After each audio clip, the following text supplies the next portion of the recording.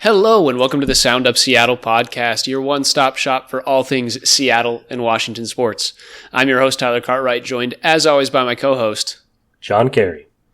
And we are here today breaking down a lot. This is kind of our peak season. We've been in it since basically the start of October with baseball as well as football going on, and now we've got college basketball, hockey's in full swing. So a lot going on today. We are going to get right into it. Anything to say specifically, John, before we get started? Just what a wonderful and hard to keep up with time of year.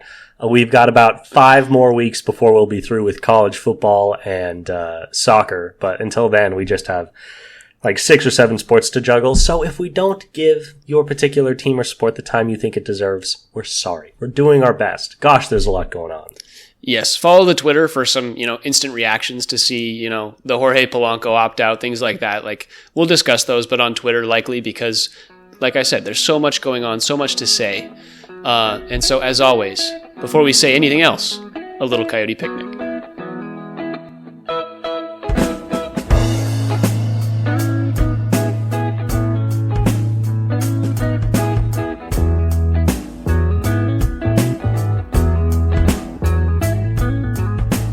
Been a while since I left this town. All the people. All right, John.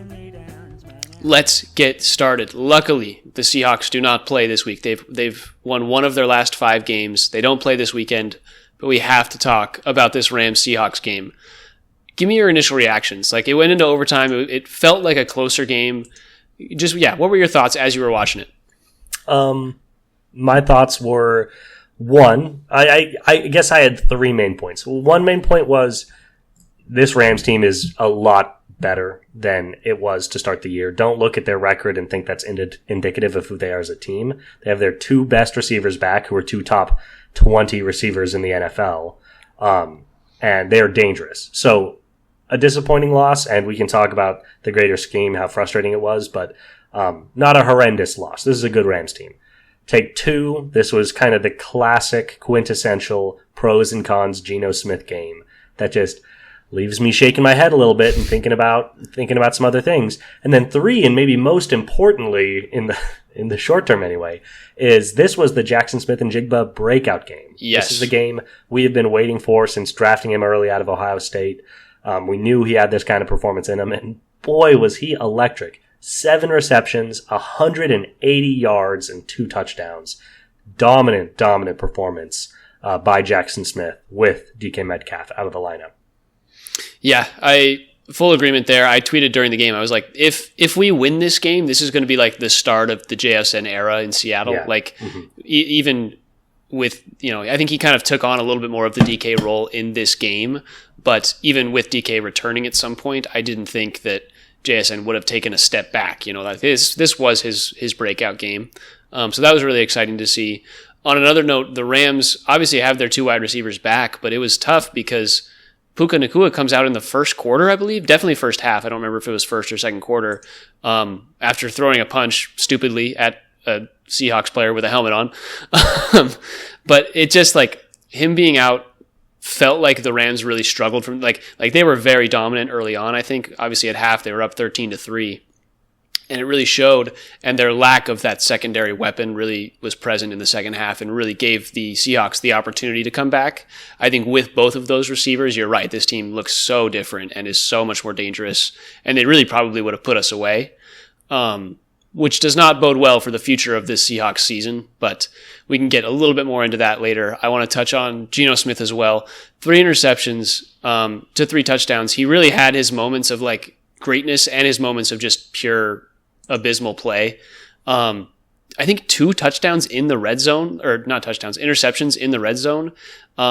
Really tough there for Geno, and it felt like it was a little bit on this offensive line not giving him enough time, and a little bit on him just like trying to do a little too much. Maybe the Seahawks could have settled for a couple field goals here instead of those interceptions, and Geno throws the ball out of bounds. Yeah, it went to overtime. Geno throws the ball out of bounds, and you just needed one more field goal instead of those instances. And so, this is a game where we definitely lost the turnover battle, and that definitely sealed the deal for us. Yeah, 2 interceptions in the red zone is unexcusable. I understand that the ground game did not get going as much as we would have liked. Kenneth Walker, 25 carries for only 83 yards. They were trying to get the ground game going, but less than 3.5 yards per carry is pretty abysmal in the NFL. And Geno just has to be smarter, man. It's kind of ironic because it's more of a field flip, but if you're on your own 25, if you're on, the 50 and you're trying to be aggressive pushing the ball down the field, I'm more accepting of interceptions in that position. When you are in field goal range, when you're there in a tight game against a division opponent, you can't throw interceptions. You just can't. Take the points, get out of there. Make a good decision. Don't try to force anything too tight. And yeah, he did that a couple times. Obviously, he finished with 363 yards, so he did a good job attacking through the air, particularly to JSN. But the decision-making is just not where we need it to be from this guy. Especially when, if we want somebody to come and throw for 350 and 3 picks, let's get Sam Howell in. Like, that's the Sam Howell MO. But when you have Geno in, you're expecting a little more composure and some better decision-making, and he was not there. Just got a shout-out to Marcus Robinson on the Rams. It's a good call with the loss of Puka. They were really struggling, but he was a huge factor in the third and fourth quarter and in overtime, obviously, catching the game-winning touchdown. 94 yards and 2 touchdowns for DeMarcus Robinson. I'm not sure if that says more about him or more about Matthew Stafford, the ancient one, and his ability to just get the ball to guys, whenever he needs to. Yeah, I think it says a lot about Stafford as a guy. He's always been super good at spreading the ball out, even in the last few weeks when they didn't have Kupp and Nakua. Like, he was able to spread the ball to 18 different guys, it feels like, over the last 4 games. So it's always been good to watch him, kind of the pro's pro at quarterback. I want to touch on kind of my next big point. This Seahawks, as they're being coached, I think looking at the Pro Football Reference page for the Seahawks team, the one thing that really sticks out, you're like, okay, this is an above average offense, a top 10 offense generally by yards, by points. That's kind of how they've performed. It's a top 20-ish defense. It's really not that great. Maybe sits somewhere around 25 on a bad day. And then you look at the number of penalties. And the Seahawks defense has the second most penalties in the NFL, and the Seahawks offense has the most penalties in the NFL on both sides of the ball. I think, let me pull it up real quick. Offensively, they have 74 penalties for 571 yards on the season. And then defensively, I believe they have 71 penalties, 71, sorry, for another 582 yards. It's just like they're so high above average. If they were just an average type team with these types of penalties and these kinds of mistakes, I feel like we could see a lot of greatness from this team, but they're starting at 1st and 15, 1st and 20. I feel like every single time they get the ball, and at least once on every possession. And so when that happens, it's that much more of a hurdle to get this offense going. You can get the yards, but if you get 20 yards, you're still barely getting that first down. And then it just happens all over again. So I think something needs to happen here coaching-wise where they just need to be more disciplined. And I don't know if that's coming from Mike McDonald. I don't know who needs to teach these guys that. But this is kind of the big difference that I've seen in the Seahawks this year. They're just not disciplined compared to the teams of years past. Yeah, being top 3 on both sides of the football in penalties is very frustrating. And defensively, I think this fits squarely on Mike McDaniel's shoulders. He needs to be doing a better job. Mike McDonald, not Mike McDaniels. We know what you meant. He needs to, coming from the Ravens, who played the cleanest brand of aggressive defensive football in the history of football. Like, it's so hard to walk the line they walk of being aggressive without, committing penalties defensively. He should be the guy to teach this team how to walk that line. And I was never going to judge him year one coming from where he came from. It's always hard going from coordinator to head coach. I still really like him. But that's a failure on his part for this year to get his side of the football, his specialty, playing cleanly. That needs to happen. Offensively, I don't have the stats in front of me, but I'm very confident that 90% of what you're seeing there, it's offensive line penalties. Yeah. And it's one more aspect of the same problem we've been talking about all year. You don't invest in your offensive line. It's not just that your running game gets hurt. It's not just that your passing game gets hurt in all these various ways. But you also see it in all the false starts and all the offensive holdings that have been called on this team constant. And the fall starts, you can get that disciplined. You can, get the whip out and get that in shape.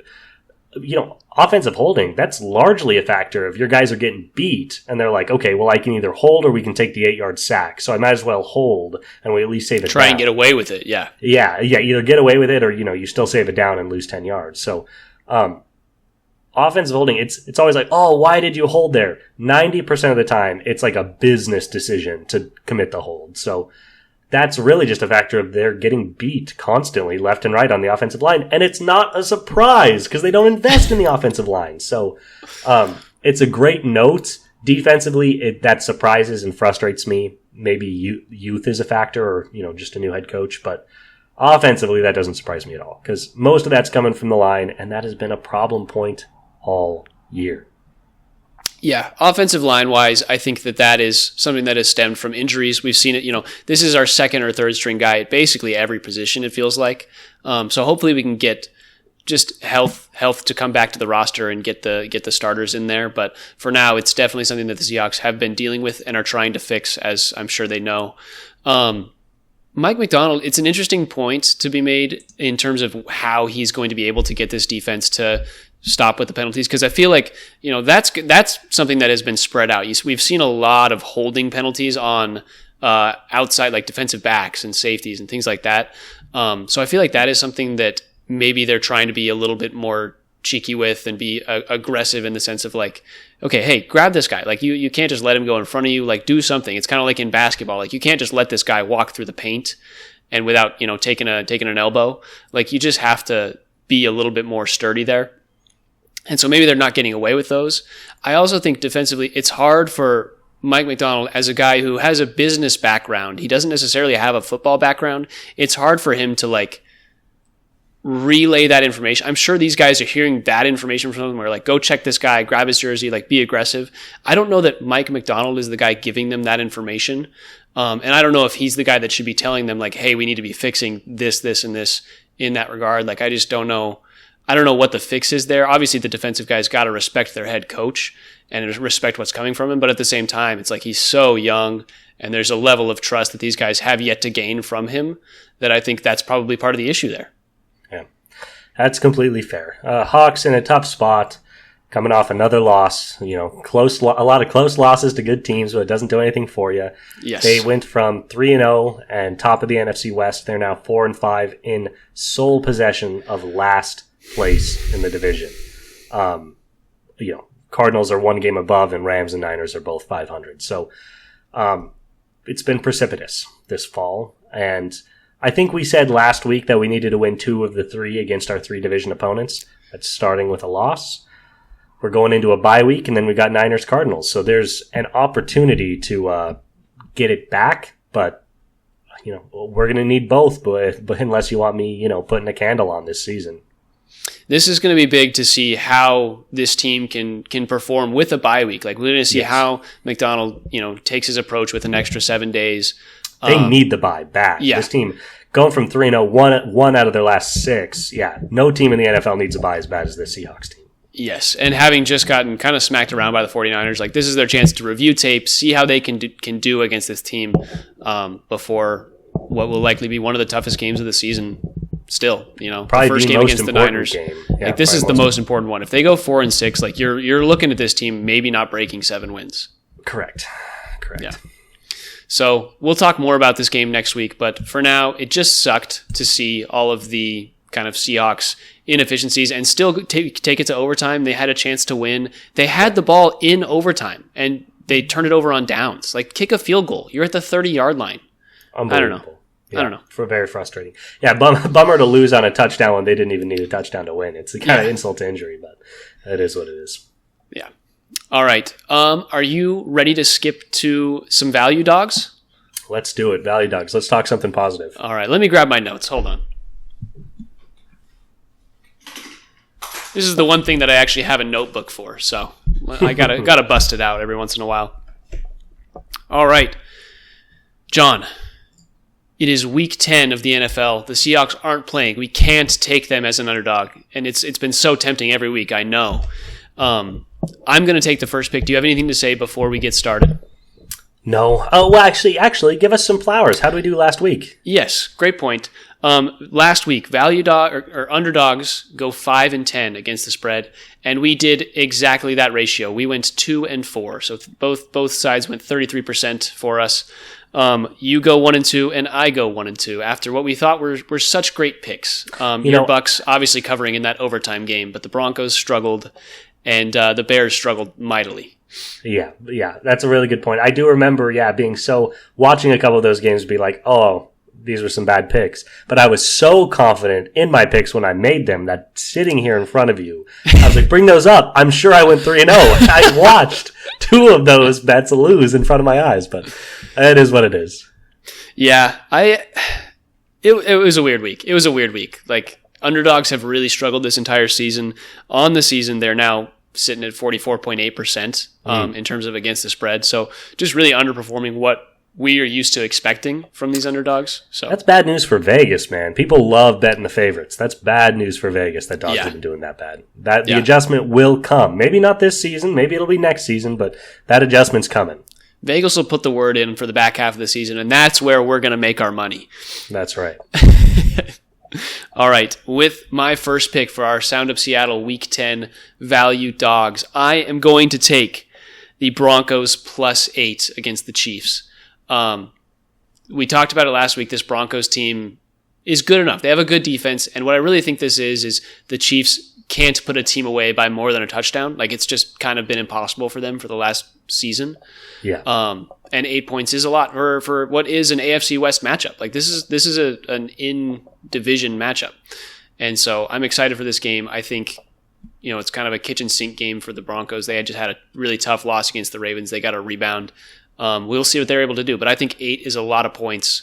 And Mahomes, a little bit of an ankle injury, as we saw in that game against the Buccaneers. So we'll see if he's 100% when that game comes around. Yeah, I think you hit the nail on the head. I want to avoid this just because the Broncos burned me so bad on this exact same bet last week. But I think the main point is that I don't have their schedule in front of me, but I would be shocked if the Chiefs have beaten any opponent by 10 or more points. Like, maybe one game this year they've won by 10 or more. Every game has been tight. 8 points is a ton of points. And yeah, I would not be like shocked out of my mind if the Broncos won this game. So 8 points is a lot. Bo Nix looked awful last week, which is very validating to me personally, but was not helpful to my pocketbook. So let's see if he can get it back against a tough Chiefs defense. But we will see. Good pick, but there are a lot of good picks out there this week. I'm feeling confident. So really, I actually struggled a lot this week finding good picks. Well, hey, more for me. With my first pick of this week, I am taking the Cincinnati Bengals +6 against the Baltimore Ravens. This was an overtime game earlier this season that the Bengals feel like they should have won. And it's on paper a game where you'd be like, oh no, Ravens, man. Ravens are so good. They might be the best team in football. Nobody can stop the Derrick Henry-Lamar combo. And their defense is really feisty around the line of scrimmage. But this Bengals team was built in a lab to attack this Ravens defense. This Ravens defense that has really struggled against the pass.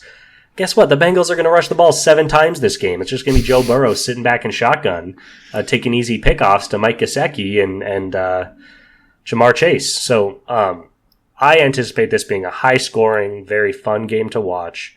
Maybe Ravens pull it out late, but I could see the Bengals winning. I could see them losing close. 6 points is a lot. Give me the points, baby. Joe Cool. I'm also a day one Joe Cool guy, so I can't go against my boy. I support it. The Ravens just scare me so much. Like, this game was tight. Yeah. And they are I'm scared worried that the Ravens really want to put them away. Ravens might be the hardest team to bet against this season. You just feel like, what am I doing going up against Derrick Henry and Lamar Jackson? But every game they're scoring 30 points at minimum. And so we'll see. But I respect the pick. I did not have that one as one of my 3. I had a point that I was going to make, and I forgot what it was. So I'm just going to go right to my second pick. No points to make. It's a perfect pick. Move on. Oh, I know what it was. I'll make it after this one. My second pick in our Week 10 value dogs, I am going to take the Steelers +2.5 at the Commanders. I just like this Steelers team. I think Jane Daniels he's a good quarterback. They've played really well. but they haven't really proven it against great teams. And I really think the Steelers this season are one of the great teams. Like, as weird as that is to say with Russell Wilson at quarterback, like the Steelers have looked dominant defensively. And I think this is the game where they can kind of put Jaden Daniels in his place, maybe aggravate that rib cartilage injury a little bit. And we will see what happens. But I think it's going to be a lot of Jaden Daniels running around and the Steelers trying to contain him. So we will see what happens there. It's an interesting call, man. I'm still a little bit out on the Steelers. There's no doubt about their defense being dominant, and that could cause Jaden trouble, but no defenses really seem to bother their offense that much. And I'm still Russ has looked good in his 2 weeks, credit where it's due, but I'm not a believer at this point. So I'm excited for you to have that bet, but I think I'm going to wait and see on Steelers Commanders. That's fair. Sorry, do you want to make a point? Do you want to tear apart my Bengals argument before I move on? No, the point to be made is about who I'm picking, and just so people know, away underdogs have performed exponentially better than home underdogs. And additionally, I was looking at teams against the spread, just trying to get as much information as I can to try and catch up to you in this battle of value dogs sucking. Did we officially put $20 on the year for whoever finishes better? I'm down to put $20. We both suck. Like, this is anybody's game. Yeah, 100%. $20 on the line. Let's go. Deal. But the Broncos and Steelers are both 6-3 and 6-2 against the spread on the season, respectively. So, just wanted to point that one out. Well said. I love stats. With my second pick of the week, I am taking the Arizona Cardinals +1 against the New York Jets. Basically a pick'em game between two teams people just have a hard time getting a feel for. Jets looked pretty good last week in their win. Cardinals also looked pretty solid in their dub. Jets have a better defense on paper, but their defense is underperformed. Cardinals have a worse defense on paper, but their defense has actually looked pretty solid in some of these games. So I think it's going to come down to offense, and I get that we had the Garrett Wilson game, and he was amazing, but I don't really believe in Aaron Rodgers and a really old Devontae Adams and this collection of guys. You know, say what you will about Kyler, he's been really solid this year, and James Conner has been a top 5 fantasy running back again. Seems to be perpetually the case. This Cardinals team just wins games when people don't think they're going to win. And I don't really like this Jets team, so it's a fun pick for me. Also, as a Marvin Harrison Jr. investor, a big opportunity here. Huge. You know what's crazy, man? I had looked at this earlier today, and it was Jets +1, and I just refreshed the page, and now it says Cardinals +1. But I had taken the Jets +1 in my value dog. Make the argument. I'll make the argument first. I think what it is the Jets have the potential to make just kind of the comeback storm of the season. Like they just had a really big week from Garrett Wilson, and I think this is their kind of turning point. Like I think they need to catch fire here, otherwise nothing's going to happen. And the Cardinals are so off and on every week, and they were super on last week, and so I just think they're going to be off this week. And you know what? You should be able to take that pick. This is basically a pick'em game. Vegas really can't decide who it wants to be favored. I'll let you take the Jets if you want. Okay, we can. How about we both? We just you and me, Cardinals versus Jets, and we'll both just take which you take Cardinals, I'll take Jets. Absolutely. When a line's moving like this, next week you could be, by the time the game's played, maybe you'll be right and Jets will be +1 again. So let's do it. This way, neither of us is going undefeated this week, which is not going to be a shock to anybody that's followed our season. But at least one of us is guaranteed at least a single win. Okay, yeah, that's a fair argument too. Even as I was making it, it's like, gosh, the Jets did look good last week, and Breece Hall and Braylon Allen and all these pieces. But I just feel like the Cardinals are a team that's greater than the sum of their parts, and the Jets are a team that are worse than the sum of their parts. So we'll see which sum adds up on top. I like it. I was thinking about it, and the Cardinals just as a team, like James Conner is a great running back. Like their pieces are actually pretty nice. And I just think like their pieces have outperformed a little bit this season, and the Jets have obviously underperformed, which is kind of why I was thinking like if the Jets are going to turn it around, like that was the week to start it. Sure. So I'm hoping that they can, be greater than the sum of their parts. Yeah, and that's fair. If they're going to turn around, now's a great week to start. Yeah. All right, with my last pick of the week, and one that goes against my heart, but it's positive for my brain, is I'm taking the Dolphins +1 against our recently resurgent LA Rams. Puka Nacua is questionable for the game. Obviously, he's only really played 2 or 3 quarters this season.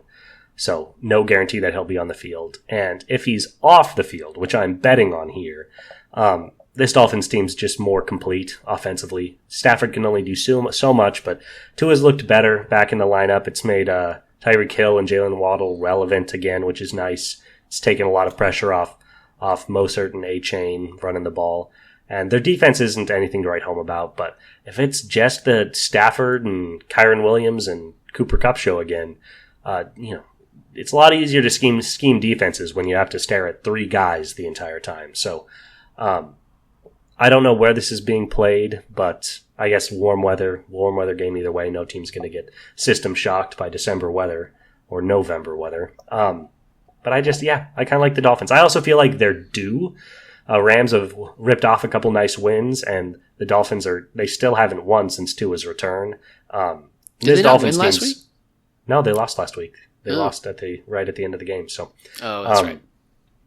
Somebody, at some point, the Dolphins are going in, I think, at least 2 or 3 more games this season. Yeah. Give me one of them here against the Rams. Yeah, totally fair. The one thing that I was thinking during looking at that game was that Kyron Williams just had kind of a no-show game against the Seahawks. Like, he didn't really do anything. 3.2 yards per carry. Yeah, he was really not a huge factor. And I think that was the concern, was like, okay, the Seahawks might have schemed to stop him, and I don't think Miami is doing the same thing. I think they're looking at this like, okay, Cooper Kupp, Puka Nacua, if Puka's playing, like, that is who we have to stop, and it might be the Kyron Williams game again. So we'll see what happens, but I appreciate the pick. All right, that's going to do it. Our Week 10 value dogs. God, that's going to be an interesting one. Just you versus me in the Cardinals-Jets game. I like it. That's the first time we've done that. We'll be talking shit, I'm sure. Of course it's the first time we've done it. It's the first time it's been arguable which team's favored. You know what I wanted to talk about? We played each other in fantasy last week. This is just, 2 guys talking on the pod. Oh, I wasn't going to bring it up. Dude, that was... Talk about it. We had... you had your kicker, right? You had the Tampa Bay kicker, and I had the Chiefs defense going into that game, and I think we were tied. You were projected to have like 1 more point than me, and I just wanted Baker Mayfield to throw an interception so bad at any point. In rainy weather, like, all of that looked like it was prime time for Baker Mayfield to throw an interception, and he just never did. Props to him. Like all of his receivers were out. He wasn't forcing anything. Like, it was just a good game by Baker. Dude, Baker was awesome in that game. And I'll tell you what, I had the Kansas City defense in another one of my leagues, and there was this perfect moment of like, I'm just enough ahead of Tyler now that all I need is Kansas City to get this last stop and not send this game to overtime, and I will win both games. And Baker puts his Oklahoma Cowboy hat on and drives him right down the field for a touchdown. It's like, of course. And then they don't do anything in overtime. Classic. Yep. Oh, classic Chiefs game too. They don't even get the ball. Chiefs just march it down, win it. It's over. like there was any chance Tampa Bay was going to win that coin toss. Friggin' ridiculous, man. All right, we have so much to talk about. We need to keep moving. Let's move on to the world of college football. Real quick, shout out Washington State. They had a bye this week. No action. But I do believe they climbed 2 spots in the rankings from 22 to 20. Last time I saw it was 20. I'm looking at ESPN right now. It says 21. But they're low 20s, basically. They're currently ranked 20 in the nation in Okay. the new AP poll. Gotcha. Yeah, Colorado is 21. So, yeah, maybe they rose 1 or 2 spots. Love that on a bye week. It's that time of the year. Teams are losing. Yep. They've got Utah State coming up this Saturday as they continue their Mountain West conquest. And still, it's nice to already be at 20, man. 4 more games, 4 more wins, 12 is the number. And every day I'm feeling a little bit better about it because, 4 more wins. Some of these top 20 teams are going to take 1, 2, 3 losses in these last 4 weeks. Maybe 3 is an exaggeration. A lot of these teams are going to take 2 losses in these last 4 weeks, and it's just going to help Washington State's chances. So, big Utah State game, but they're big home favorites. They got a 90% win probability, so don't blow it. Don't blow it, Cougs. Yeah, which, they're known to do sometimes, as Wazoo does, but... not this year. Not Mateer, baby. Not this year. We're rooting for them. I feel like it's going to be closer. Like, take those 20.5 points if you're betting on this game, which don't bet on this game. But if you are 20.5 points for Utah State, like, take that. Yeah. I will say there at some point we will have to have the discussion on Wazoo will likely be a fringe playoff team. Like I think the committee might actually have a reasonable discussion to be made for Wazoo, even if they win out, like to not be in the playoff just because of their strength of schedule and there's quality of SEC teams and all that kind of stuff. Like they're not a group Power 5 or I guess Power 4 team that's going to win. Like Boise State is probably going to win the Mountain West. So I just think there's going to be an argument there to be made for Wazoo to not make the playoff, even if they're sitting at 11-1. So yeah, and the real bummer is like you almost wish they just didn't play Boise State because an undefeated season, even if your best win is against UW, is a stronger case. We've seen that with like Cincinnati and the like, where it's like they didn't really play anybody, but they're undefeated. That ring has so much power to it, as opposed to a one-loss team. Their best hope is that Boise State ends up in the top, 6 or 7 in the nation. Yeah. And then, they can say that they have the one and great they take another chance. They go 12-5 matchup and redo. Yeah. They need what they really need, to your point, is some SEC mayhem, because the Big Ten teams that are going to make it are already pretty secured. We're going to get 4 teams, out of the Big 4, Ten with Indiana. But the SEC is the place where it's like, a lot of the teams between 8 and 25 are 2-loss SEC teams, and we need them to get to 4-loss SEC teams, because no committee in their right mind has any right putting a 4-loss Ole Miss in over a 1-loss Wazoo. When the whole point of expanding this was to get more teams with a real, argument. And it's like, for sure, nobody wants to see a 4-loss Ole Miss team. Nobody wants to see the SEC playoffs. That's just correct. Like we got to move on. We literally have the SEC tournament for that exact reason. Let's get something else in here, and a little West Coast representation, even if the strength of schedule is low. Yes. Okay, let's talk UW-USC. This was a fun game. Tell me your thoughts. UW-USC, I think what it really came down to was UW was able to get stops in the fourth quarter. Like that's their offense didn't perform great. They really relied on Jonah Coleman, which is what we've been saying they should be doing for the entirety of the season, basically. And they finally did it and finally beat what was a pretty mediocre USC team. So I don't know how well that will go in most games, but for them to secure this win is pretty big. Obviously, most of their scoring came in that first quarter, and they got a little stymied in the second half. But they were able to hold off the USC rally, didn't allow any points in the fourth. And that was all they needed, man. It was a good home win for this Dogs team. Yeah, I think my biggest takeaway is the defense really showed up in the fourth, and the defense it's like so anathema to our understanding of UW, particularly coming out of last season. I'm sorry. What word did you just use? Anathema? Get a dictionary, bro. Get a thesaurus. I'm not here to educate your ignorant ass. But we're so used to this UW offense being miles ahead of the defense. This year, my hot take is I think the UW defense is equal to, if not greater, as an asset to winning games than the UW offense. I just think, they've been really good at bend not break. They've been really good at clutch, timely turnovers and stands. Obviously, 3 interceptions this game against USC, who was just hucking the ball all over the field. And they weren't perfect. They allowed Woody Marks to run pretty roughshod over him, almost 6 yards a carry. And Miles Moses had 50 attempts passing the ball, which was a good explanation for 3 picks. But the 3 interceptions were a huge part of this. And then obviously the goal line stand at the end. I mean, they had 2nd, 3rd, 4th and goal on the goal line essentially to beat this UW team. And the defense stood up. They stood up straight and they stopped them. So I was really impressed by the defensive game plan. Kind of a lapse in that 3rd quarter, allowing 2 straight touchdowns, which got USC back in the game. But, while Will Rogers was really struggling to consistently move the sticks, it was the defense that, came up and kept getting them good field position and the like that. So I just wanted to shout out the defensive Dogs. For sure. Carson Bruner, obviously, with the 2 interceptions in this game, huge for him. He's been really good all season. He's going to be a nice, kind of mid-NFL draft prospect, I think, like mid-rounds.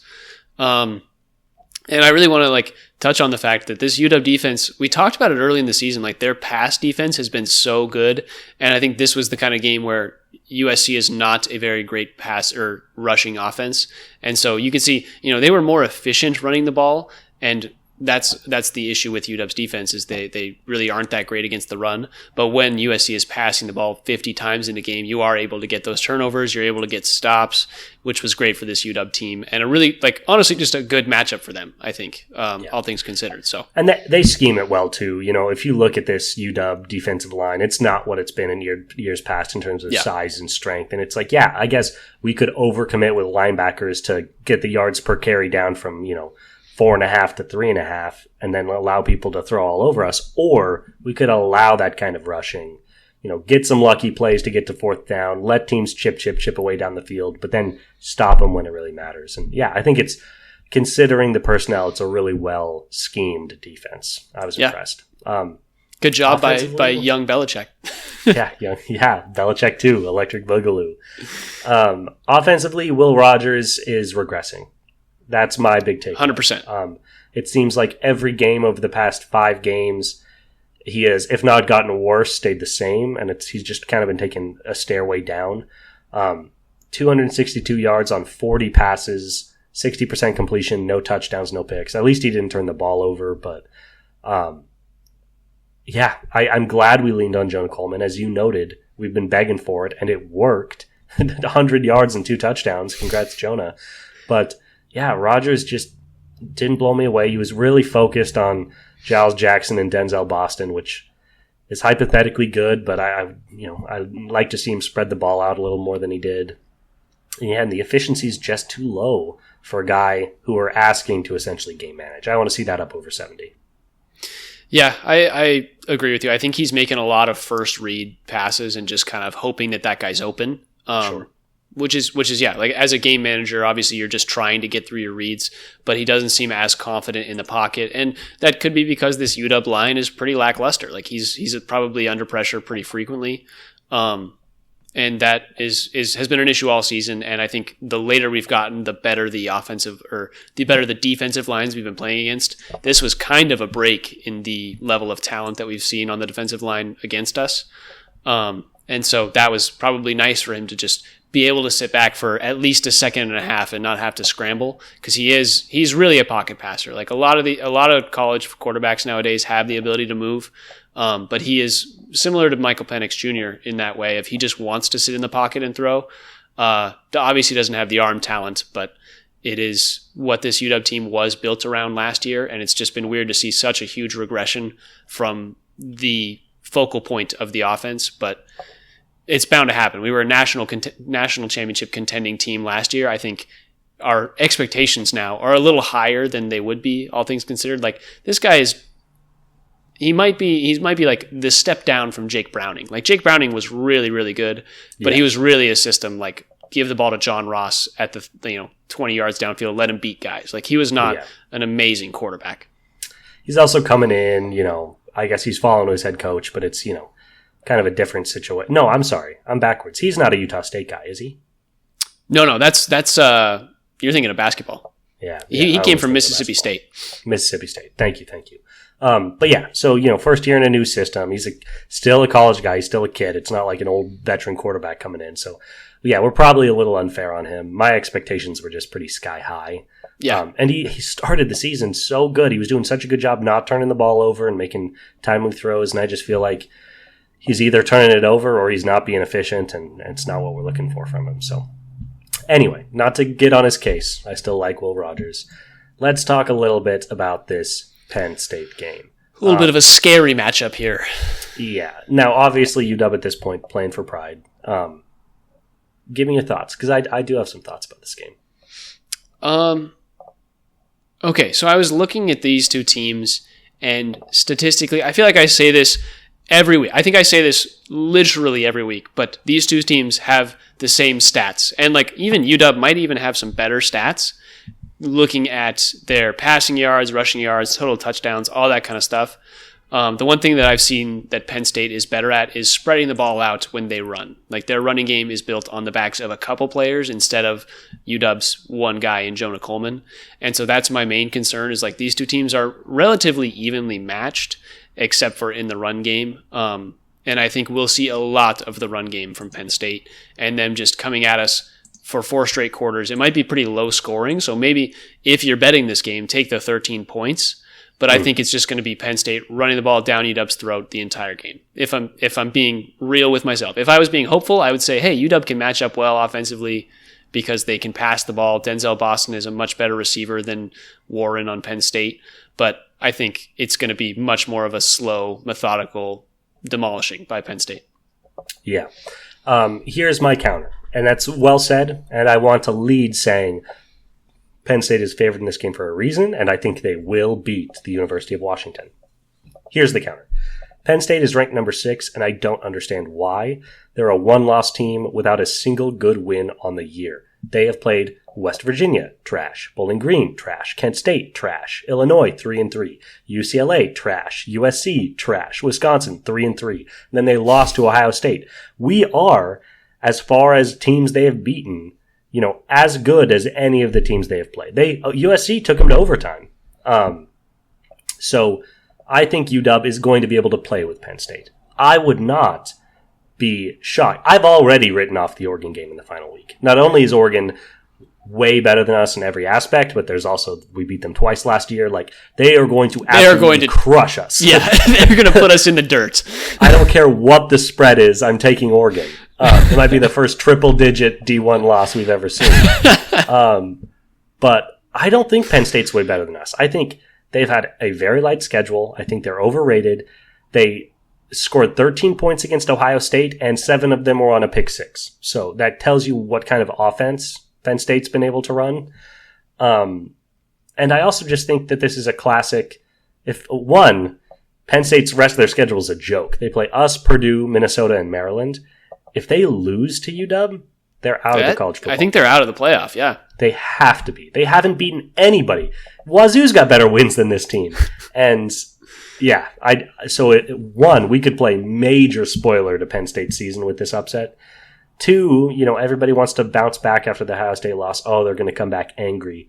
Maybe there are just like some schematic issues that they have that we'll be able to look at that tape and exploit. And 3, this stuff happens. College football loves an upset. This strikes me as a classic. Nobody's paying attention, and suddenly Penn State went from, ranked number 3 in the country to not being in the playoff anymore. Once again, I think Penn State's going to win, but all the seeds are here for a season-spoiling upset by UW here. Penn State's not that good. Yeah, I hadn't looked at Penn State's schedule. I just kind of written them in as the number 6 team. But yeah, considering and we've talked about this previously, it's like all of the good Big Ten teams just haven't played each other enough. Like Oregon's got their one big win in Ohio State, but they haven't really played anybody else tough. Penn State's played Ohio State once, and they lost that game. And then there's like Indiana, who's 8-0, but I think we were like their toughest opponent in the season so far. They play Ohio State, I think, either this week or next week. And I think we'll see something real from Indiana. Or we'll see if Indiana's real, sorry. And I just think it's one of those cases of like, oh yeah, you've got a bunch of what seems like unbeaten, powerhouses in the Big Ten, where it's really, it's a lot more like Oregon and Ohio State and the rest of the conference. And so Penn State might be a step down. Now, like I said, I would take the Huskies plus 13 in this game just purely by the scheme of how I think things are going to play out. No matter what, they have a chance to win. I like where you're coming from with the strength of schedule of Penn State and Washington. Coming off a win might feel like riding high after a big one. If Rodgers is perfect, they're going to win the game. How's that? If Rodgers plays really well, they can win. They haven't won a game away from home this season. So that is the one thing that is concerning because Penn State, has a home crowd. Like they're very present there. Very real. And they're going to be fired up too after the home loss to Ohio. Yeah. So we'll see about this game, but you did get me more excited. I kind of sat up in my chair a little bit when you were saying those things about my boys. That's why I do what I do. That's all it was for. Perfect. All right. Anything else to say about UW or Wazoo football before we move into some basketball discussion? We got to move on. Yeah. Let's do it. All right. Who do you want to talk about first? I know you've got your Zags. Do you want to save them as the precipice of this discussion, or do you want to start off with them? That's the piece de resistance. Let's save it for the end. All right. Let's start with Wazoo's 100-92 win over Portland State. Good question mark season opener. Nice to see him score 100. Yeah, nice to see him hit triple digits. But typically you don't like to allow Portland State to drop 92 on you. Yeah. I think this was... Portland State's not a bad... Are they WCC? I'm not sure where they are this year. They've kind of bounced around. They might be WCC this year. Either way, I don't think Portland State's a great team. They played us tough, UW tough last year, and I remember them being pretty decent over the last couple of years. That's not to say they should be scoring 92 on you if you're Wazoo, but the fact that they were able to score and keep up is a really good sign. All of their starters scored in double figures, and then they had one guy off the bench scoring 20 in Watts. So just a decent game by the Cougars. They were able to get points where it mattered, but I don't really have a ton else to say. Like, Portland State's not the best team. We need to see them perform. We need to see Wazoo perform against better opponents. And so we'll see what happens. We don't have super high expectations for Wazoo. We won't spend a ton of time on them. Offense looked good. 47% from three. Love to see that. Portland State is in the Big Sky. Good to clarify. And yeah, I've heard rumblings that that's a program that's been improving over the last couple of years. So better to come out with a win than a loss. But let's see something next week, Wazoo. As long as you're undefeated, we'll still give you some time. Next game against Bradley on Friday. Right. So we'll see. We'll see how they fare. All right, let's talk about a lower scoring exposition, Washington versus UC Davis. Why don't you take it away? Yes, so I watched this game, and I've been talking a lot about Great Osabor and just, the general greatness that he can bring. He is great. He is great, and he goes 15 points, 17 rebounds. He has 6 steals, 2 blocks, 3 assists. Like he had a really good all-around game. He had 6 turnovers, but that's what happens when you got a big guy carrying the ball up the court. The one thing that I will say watching him, he looks a little big. Like he might need to lose a couple pounds to get fully in shape. And I'm not taking shots at the boy. I just feel like he looked a little slow out there sometimes. Other guys, Frank Kepnang had a really nice game. Makai Mason was the only guy able to hit any threes off the bench. We go 2 for 14 in this game. And I think I need to look at free throws. Yeah, we went 21 for 38 in free throws. We had 17 missed free throws and still win this game by 6. So super, super inefficient with UW's offensive game in this one, and still is able to pull out the win. Ty Johnson on UC Davis had 35 points. Like, he was going off. So I think this UW team will perform better against this caliber of opponent in the future. And this game looks tough and looks bad when you look at it on its own at the score, but I think they're going to turn it around in terms of their ability to score three-point shots and their ability to connect on those free throws. And then you could see this game being in the 90 to 73 range really quickly. Yeah, frustrating to see Great Osabor's free throw issues follow him to UW. He's a career, 60-ish percenter, 65 maybe percent free throw shooter. But obviously worse than that in his first outing for the Dogs. So he needs to clean that up. But man, his rebounding is something else. If anything, obviously that was frustrating, but I want to see him more involved in the offense. Only 8 field goals. I mean, technically, with 16 free throws, that means he had a lot more attempts on another 8. But get him the ball even more, as far as I'm concerned.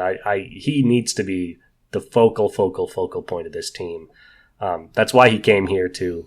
That's part of it. So lean into it. As a Drew Timmy watcher, I can tell you that you can get a lot of success out of having a really, really dominant guy in the low post that can pass the ball the way that Great can. The rest of the guys, I was impressed. They spread the ball around. Assists were pretty good. Nobody stood out individually, but they did a good job as a group spreading the ball. And a nice, first win against UC Davis. They're going to have to be better to compete in any sort of way in the Big Ten, but with a guy like Great Osabor, that's always a chance. He just needs to get more comfortable with his guys and, big Aristotle, get in the gym. Success is a habit. Practice those free throws. Yes. We'll see how that goes.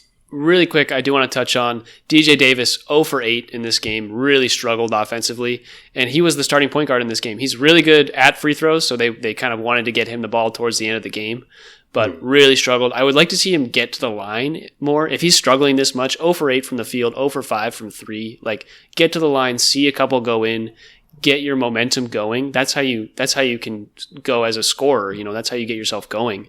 Yeah. But Zoom Diallo, the one of the freshmen, really stepped up. He's a big recruitment from I think the Tacoma area. So really cool to see a local guy come in. He might take one of those starting guard positions here pretty quick. Yeah. He's 4 of 8 from the field. Exactly. 4 of 8 from the field. Didn't hit. He took 1-3. Like he's just getting to the lane, mid ranges, and some nice layups. 12 points from him off the bench. Really good to see.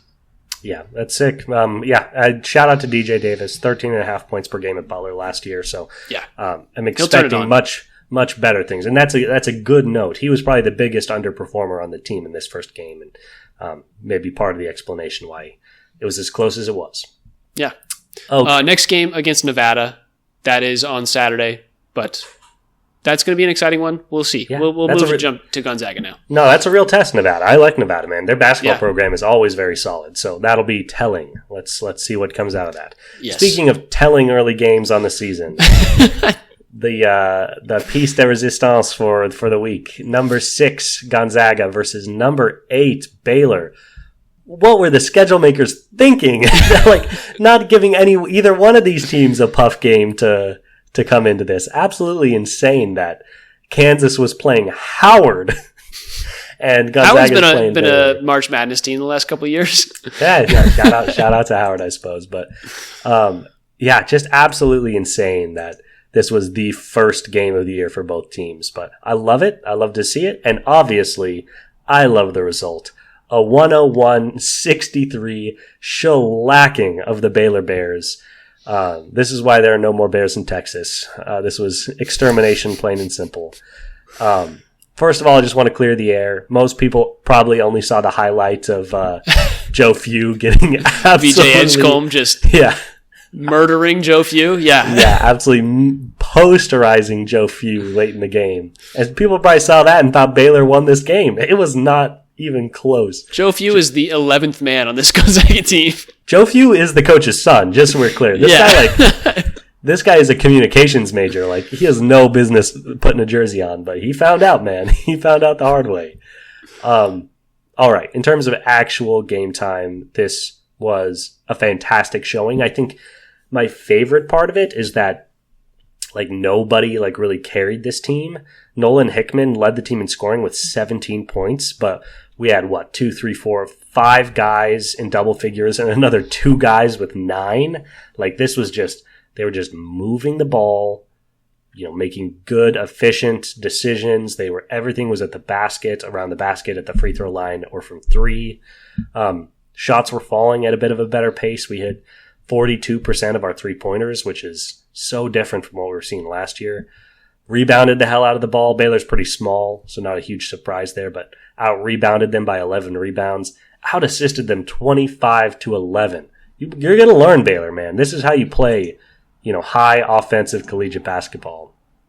Beautiful to see. More to talk about than I will bore us with in this already overbloated podcast, but my big shout out, obviously, our returners were excellent. Our 2 new guys, Khalif Battle had a really good game, 4 of 8 from 3, really powerful there. A couple really good blocks. Michael Ajayi, 9 points, 8 rebounds. 4 or 5 from the field. Wasn't as much of an impact guy as I was expecting, but he's getting his feet underneath him. The 2 guys I really want to shout out are Dusty Stromer and Braden Huff. 2 true freshmen last year that were kind of thrust into roles probably bigger than they, were expecting or necessarily deserved, considering their youth. And both of them, kind of struggled to really find a place on the team. Yeah. Both of them have obviously been working all offseason. They're coming in as sophomores, and they are showing immediately that they are going to have big roles on this bench this season. This is as deep of a big game as we've ever seen Few play. He was playing 8 guys for almost the entire game. Yeah, Stromer and Huff came in. At one point, they scored 16 combined straight points for the Zags. finished with 25 combined points. Pretty efficient shooting. Dusty Stromer was doing his job, 3 of 5 from deep. Braden Huff was eating up around the basket. So, two bench guys I really wanted to shout out that were excellent. And not a ton else to be said. Nemhard was distributing. Greg was playing defense. This is obviously far and away the best win of the early season. Kansas beat Howard by 31, I think, and we beat the number 8 team in the nation by 38. So if Gonzaga is not ranked in the top 3 of the next AP poll, I will be pretty disappointed. We'll see how much they're able to jump. That's a big claim, but I like your regression there. It's the number 8 team in the country. That's a big win. Yeah. I want to shout out Stromer as well. 3 for 5 from 3. He's doing what he needs to do to stay on the court. We talked about that in our episode earlier this week about just how Dusty can get some playing time, and it's through making threes and being that kind of third shooter behind Nolan Hickman and Caliph Battle.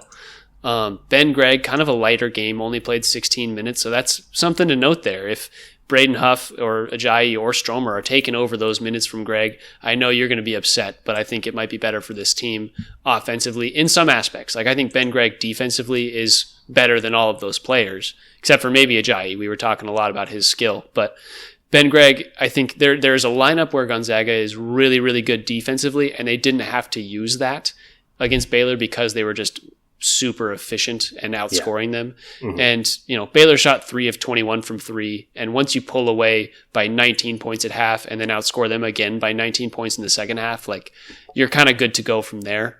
So just a really, really good all around game by Gonzaga. I was very happy to see them put it away that easily. So not much else to say there. I think it was, you highlighted it all pretty well. Yeah.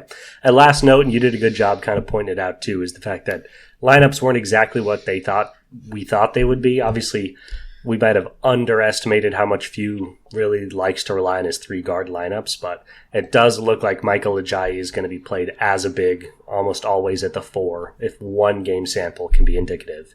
But it also makes sense to a certain degree. Emmanuel Innocente hardly played, indicates he's probably not going to get the role we thought he potentially could.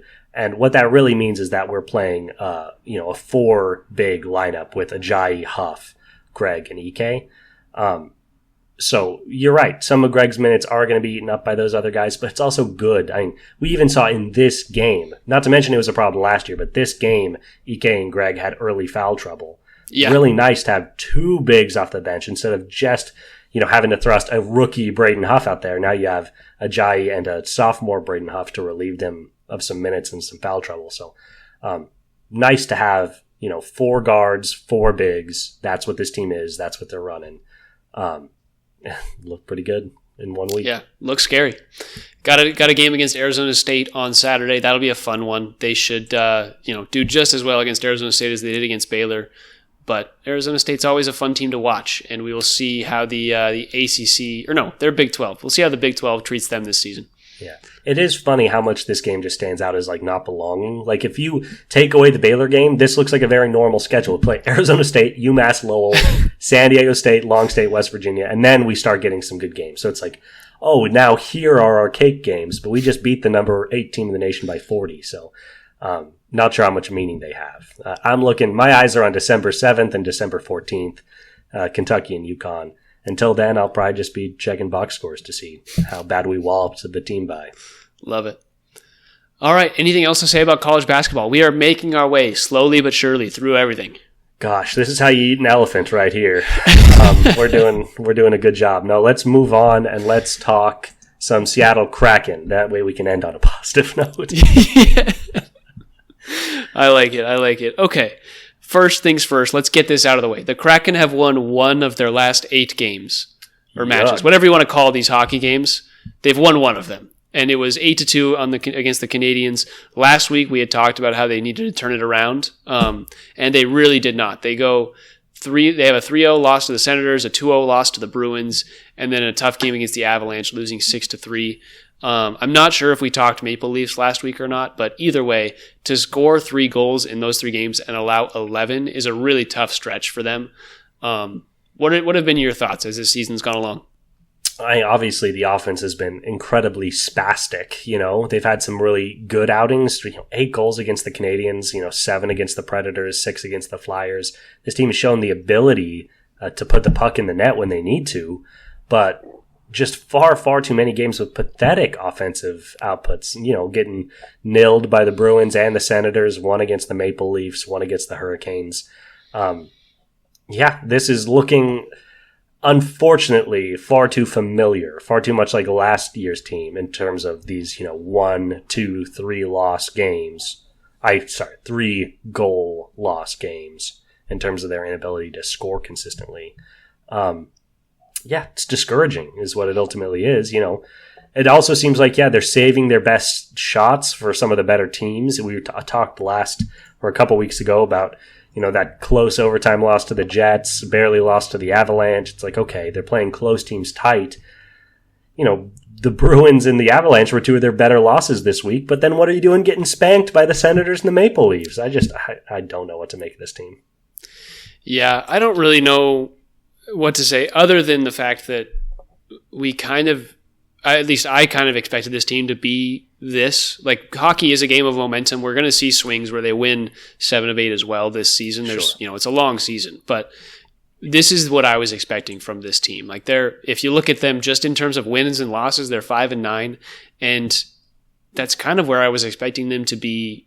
Not necessarily at this point in the season, but kind of how I anticipate their season going forward. It's just they're going to be not as good as we hope that they will be because they're so offense-minded. Offensively, like, that's where this coach is supposed to shine. And defensively, Grubauer has kind of really been struggling. He's 1-5 on the season. Like, Grubauer has just not been great. And in the games that he plays, obviously Decord is trying to turn it around, but injuries have racked this team too. They've got Montour as well as Dunn, as well as McCann all day to day with injuries. So just it's really kind of fallen apart early. And so we're going to need to see them build it back. Otherwise this season could get a little out of control. Yeah, could get out of control fast. I mean, it's worth noting they're on a 4-game losing streak. Since beating the Canadians, they are now tied with the Canadians for the longest active losing streak in the NHL. Next longest is 2 games. Like, this team is playing like one of the worst teams in professional hockey. Yeah. And I don't think that's where they belong, but unfortunately, I'm getting the sensation that they belong in the middle class, if not the lower middle class of these hockey standings. And that's, it's not fun to talk about. There's not a lot. We don't even get to be excited about, who's the best prospect that we get to go chase. We're probably going to get the 7th or 8th best guy. And yeah. I'm being a little bit of a downer. There's tons of season left. Maybe they can rip one off, but the way they've been playing has been far, far too familiar, far too reminiscent of last year's group for me to feel encouraged. Yeah, I think we'll see where this team can pick it up offensively. I think Beniers needs to step it up. Like, he's their big signing that they made this offseason. Like, he was the guy that they paid a lot of money to, and so he needs to step into that scoring role. Mm-hmm. So we'll see what they're able to do, but it is. It's a little disheartening. They've got a game against the Golden Knights out of Vegas. Is that tomorrow? It is tomorrow. The 8th, so that is Friday. Oh, it'll be tomorrow when we release it. But Golden Knights are really good. They're second in the Pacific, doing a lot better than us. Really so good opportunity to beat a good team, which we've struggled to do this season. Yeah, and first game back at home in a while. I think all 4 of our losses were on the road, so it's been a while since we've been back at Climate Pledge, so we'll see if that can shake things the right way for us. Yeah, well said. All right, one final thing to talk about before we hop off. We don't have to talk Mariners. We've been here for an hour, and the people can get that on Twitter. John, the Seattle Sounders beat the Houston Dynamo in 2 games. Both games went to penalties, but they beat them in 2 games, and they move on to the next round of the MLS playoffs. How excited are we? We are very excited. Houston, a worthy adversary. I think you can see in both games that, we're matched blades to a certain degree. We talked going in how similar these 2 teams play, and that really played out. Really, really glad to get the win. We can talk about the next round in a second, but just to summarize this game a little bit, it was a really good, tough, defensive game. We were doing a good job playing aggressively without getting carded, though. 1 yellow card to their 4. They also racked up a red card, so They're struggling with the penalties compared to us, but we scored our first goal in the 87th minute. Christian rolled on with an excellent goal to put us up, and it's like, okay, that's it. This Houston team, they can't really score, so locked up. 93rd minute, controversial, I guess, in terms of severity, own goal by Christian Roldan. So Roldan giveth and Roldan taketh away. Watching it in real time, it seemed brutal, but when you rewatch it, it really wasn't that bad of an own goal. It was a kind of a crossing strike by Houston that bounced off the goalkeeper's hand, hit Roldan in the leg, and rolled in. Even if he'd managed to secure it, he had two Houston guys bearing down on him with the goal wide open behind him. I don't know what he could have possibly done in the 35 milliseconds between contact with the ball and them reaching him to prevent a goal being scored. So, an own goal is always kind of a big deal, especially a game-tying own goal in a playoff game. But as far as they go, I'm not actually going to put that much on Roldan, particularly because he's the one that scored for us. Yeah, he was like, oh, God, I really don't want to go to penalties in this game. Scores in the 87th minute. And then he's like, crap, that just hit me for an own goal here. And it does. He was like, I guess I'll put it away in extras. But yeah, so Roldan responsible for the only two goals scored in this actual game. So congratulations to him. With that, Seattle advances, and that opens up a really unique opportunity here because for those of you local fans that haven't been following the greater playoff, Vancouver just beat LAFC 3-0 to open up a winner-take-all, advance to play Seattle game on the 8th against LAFC. LAFC won the first game 2-1, but man alive, how excited would we be? Not only am I excited that Seattle's made the next round, that was never a given, but if we get to play Vancouver instead of the Dread Beast itself, I would be unbelievably excited.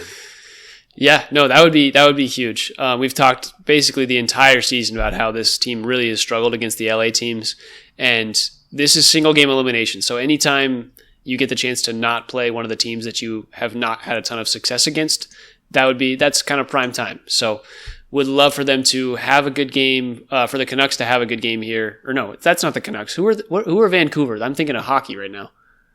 Vancouver. It's probably just Vancouver FC. Are they the Whitecaps? The Whitecaps. Yeah. Vancouver Whitecaps FC. Yeah. God, look at me with my sports knowledge. Yeah, if the Whitecaps could come away with this win here, we're definitely, as a Seattle sports podcast, rooting for them here. So keep it going. And Seattle, keep it pushing. Sounders can push hard and make the semis here really quickly. It's the MLS playoffs, like they start slow and then they just boom, boom, boom, like every week. It just goes by quick. So it's worth noting this team is 1-1-1 against Vancouver with a win, a tie, and a loss. But it's a heck of a lot better than we are against LAFC. So yes, liquidate your assets and bet on Vancouver because we need that win something fierce. But yeah, congratulations to Seattle advancing to the second round. Considering the ups and downs that this season has presented, I'm considering that a win. Anything else would just be very exciting. Yeah. All right. That's it, buddy. We made it. We talked for an hour and 5 minutes. Do you have anything else to say before I sign us off?